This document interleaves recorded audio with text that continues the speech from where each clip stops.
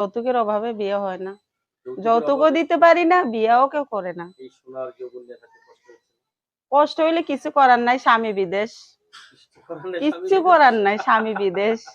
বয়সের দোষ নাকি? হ্যাঁ হ্যাঁ আচ্ছা আপু, বিয়ে হয়নি, মোটামুটি বয়সও মোটামুটি হ্যাঁ হ্যাঁ বিয়ের বয়স হয়ে গেছে।